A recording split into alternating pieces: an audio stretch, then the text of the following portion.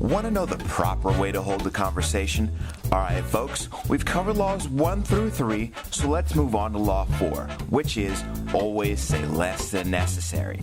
I already know you guys are going to keep killing it and become crazy powerful, so let's get into it.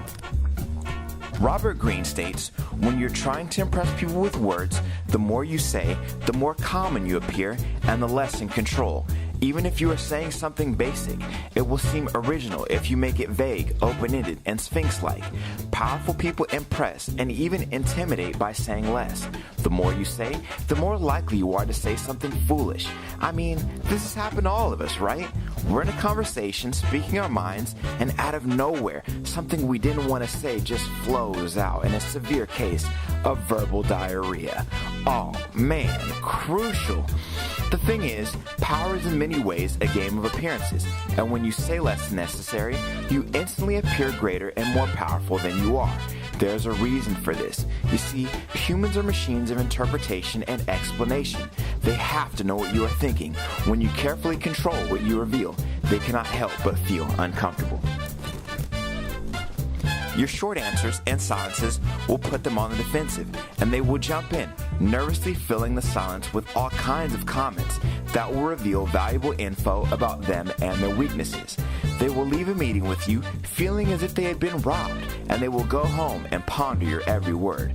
In most areas of life, the less you say, the more profound and mysterious you appear. The less you say, the less risk you run of saying something foolish, even dangerous. Learn the lesson. Once the words are out, you cannot take them back. Keep them under control. Be particularly careful with sarcasm.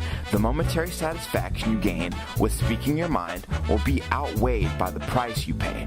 This reminds me of yet another story from my life. When I was younger, I brought a girl I liked to a party this one time.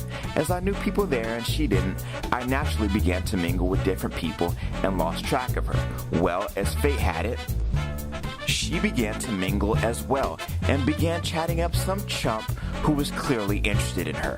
When I finally got back to her, she was flirting like a straight-up thought with this guy. As he wanted to be Mr. Cool, he tried to include me in his seduction and make me seem like some kind of beta. Bad move, way. So what did I do? Instead of trying to outperform him with my own seductive maneuvers, I simply stood there, right beside them, and said absolutely nothing. Every time he asked me a question or made a comment, I simply remained silent. This made him incredibly uncomfortable, and I could tell that his nervousness and self-consciousness was turning her all the way off. I left with the girl afterwards, and the two of them never spoke again. Such is the power of saying less than necessary. People will try to get you to spill the beans and open up. This only makes them look weak by comparison, and they will destroy any chances they had of making you seem inferior. Reversal. There are times when it is unwise to be silent. Silence tends to arouse suspicion and insecurity, especially in your superiors. A vague or ambiguous comment can open you up to interpretations you had not bargained for. Furthermore, words can act as a kind of smokescreen for any deception you might practice. By bending your listener's ear with talk, you can distract and mesmerize them. The more you talk, in fact, the less suspicious of you they become. And we don't want them to be suspicious of you, because then that poor lady is going to start clutching her purse when you're in the elevator with her. In conclusion, I leave you with the quote by Leonardo da Vinci. Oysters open completely when the moon is full, and when the crab sees one, it throws a piece of stone or seaweed into it, and the oyster cannot close again, so that it serves the crab for meat. Such is the fate of he who opens his mouth too much, and thereby puts himself at the mercy of the listener. And that's all I got for you in this video, folks. I will continue to keep you updated, and of course, arrivederci.